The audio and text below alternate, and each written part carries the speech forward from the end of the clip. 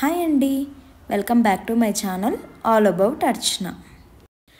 ఈరోజు మన ఛానల్లో హోమ్మేడ్ క్లే ఎలా చేసుకోవాలనేసి నేను చూపిస్తాను. మ్యాక్సిమం అందరూ డిఐవై చేయాలి అన్నప్పుడు ఫస్ట్ వచ్చే థాట్ క్లే బయట నుంచి తెచ్చుకోవాలి, బయట ఎక్స్పెన్సివ్ ఉంది, సో ఎందుకులే అంత ప్రైస్ పెట్టడం అనేసి స్టాప్ చేస్తుంటారు డిఐవైస్ చేయడం. కానీ నేను హోమ్మేడ్ క్లే చాలా సింపుల్గా బడ్జెట్ ఫ్రెండ్లీగా నేను చూపిస్తానండి. దానికోసం ఓన్లీ కొన్ని ఇంగ్రీడియంట్స్, అది కూడా మన ఇంట్లో రెగ్యులర్గా దొరికే దాంట్లోనే నేను చెప్తానండి.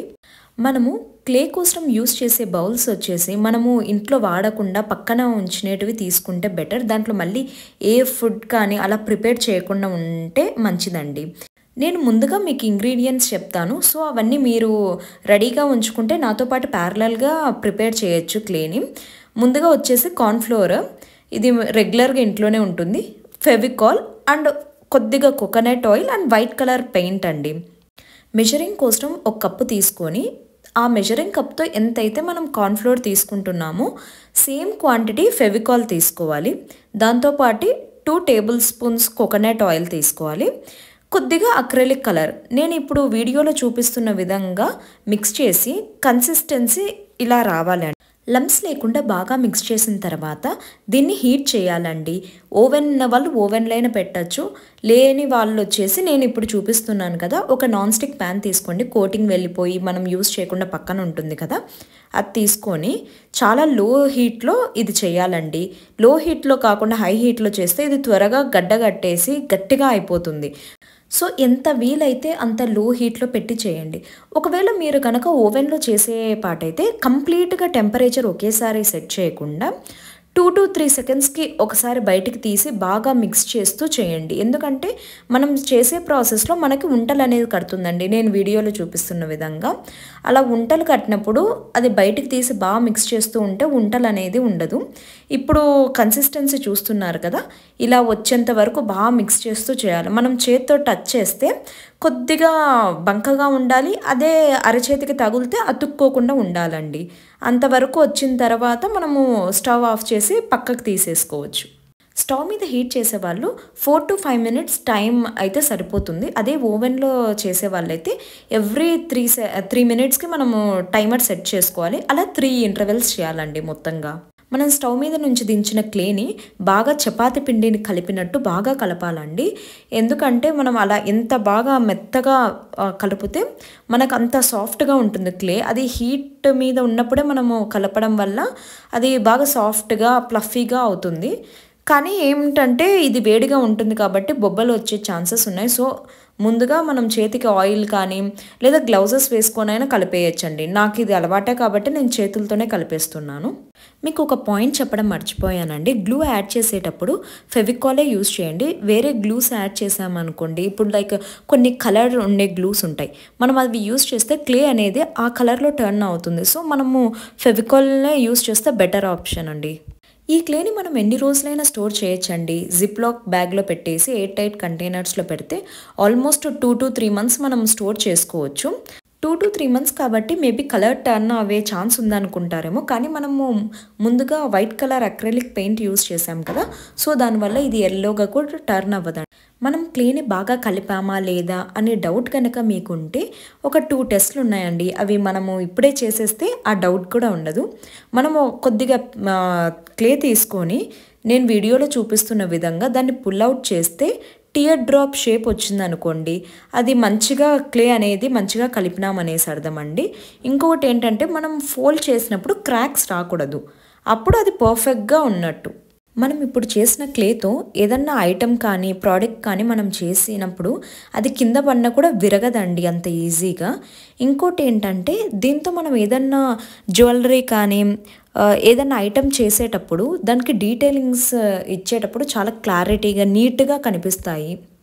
మనం చేసిన క్లేని ఎలా స్టోర్ చేయాలో ఇప్పుడు నేను చూపిస్తున్నాను చూడండి. క్లే అవుటర్ సర్ఫేస్ కొద్దిగా త్వరగా డ్రై అయిపోతుంది. సో దానికోసం కొద్దిగా కోకోనట్ ఆయిల్ లేదా ఏ ఆయిల్ అయినా, అది కలర్ ఉండకూడదండి, అది అవుటర్ సర్ఫేస్కి అప్లై చేసేసి జిప్లాక్ బ్యాగ్ కానీ లేదా ఇలా ప్లాస్టిక్ కవర్ కానీ తీసుకొని మనకు నచ్చిన షేప్లో దాన్ని ప్లేస్ చేసి దానికి గాలి వెళ్ళకుండా నీట్గా కవర్ చేయాలండి. కవర్ చేసిన దాన్ని ఒక ఎయిర్ టైట్ కంటైనర్ తీసుకొని అందులో గట్టిగా క్యాప్ మూసేసి పెట్టేయడమే అండి.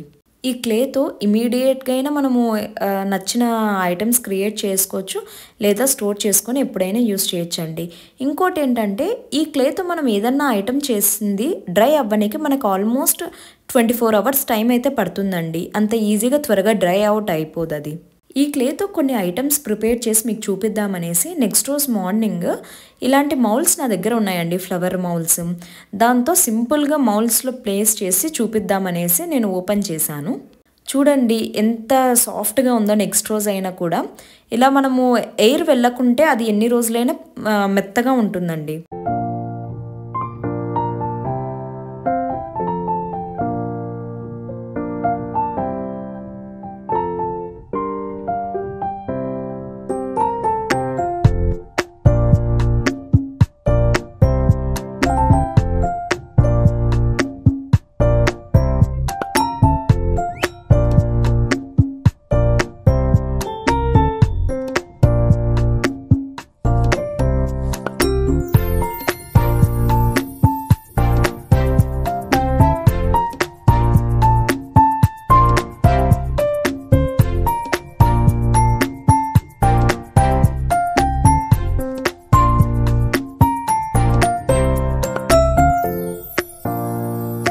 క్లే కంప్లీట్గా డ్రై అయిన తర్వాత మౌల్స్ నుంచి తీసానండి నేను. చూడండి డీటెయిలింగ్ ఎంత బాగా కనిపిస్తుందో. ప్రతి డీటెయిల్ కూడా నీట్గా క్లియర్గా కనిపిస్తుంది కదా. నేను ఈ వీడియోలో టోటల్గా 2 types ఆఫ్ క్లేస్ చూపిస్తున్నాను. ఒకటి వచ్చేసి కార్న్ఫ్లోర్తో ఇందాక చూసాం కదా, ఇప్పుడు వచ్చేసి వాల్ పుట్టీతో. ఇది కొద్దిగా మెస్సీగా ఉంటుందండి మనము కలిపేటప్పుడు అలాగా, కానీ ఇది లో ప్రైస్తో మనకి త్వరగా అయిపోతుంది. 1 kg ప్యాకెట్ వాల్ పుట్టి జస్ట్ 50 rupees. సో దీంట్లో పెద్ద ఐటమ్స్ ఏం లేదండి, వాల్ పుట్టి కొద్దిగా వాటర్ వేసేసి కలిపేయడమే అండి. మనం వాల్ పుట్టీతో క్లే ప్రిపేర్ చేసేటప్పుడు మనం యూజ్ చేయని బౌల్స్, వేస్ట్గా పడేసిన బౌల్స్ తీసుకోండి. మళ్ళీ దాంతో ఏ ఫుడ్ ఐటమ్ కానీ ప్రిపేర్ చేయడం కానీ, మనం దాంట్లో ఏదన్నా ఫుడ్ ఐటమ్స్ ప్లేస్ చేయడం కానీ చేయకండి. ఈ కన్సిస్టెన్సీ వచ్చిన తర్వాత కొద్దిగా ఫెవికాల్ అండ్ వాటర్ మళ్ళీ తీసుకొని బాగా చపాతీ ముద్దలాగా వచ్చేంత వరకు దగ్గరికి కలపాలి.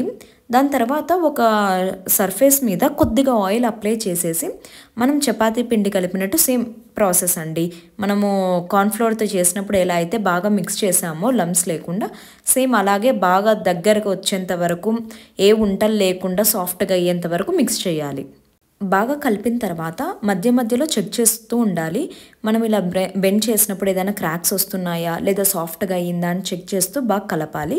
ఇలా సాఫ్ట్గా అయ్యేంత వరకు మనం కలిపామనుకోండి, ఇది మనం యూస్ చేసుకోనికి రెడీగా ఉన్నట్టండి. ఇది త్వరగా డ్రై అవుతుంది. సో దీన్ని మనం అదే రోజు యూస్ చేయాలి, మనం స్టోర్ చేయనికి అవ్వదు.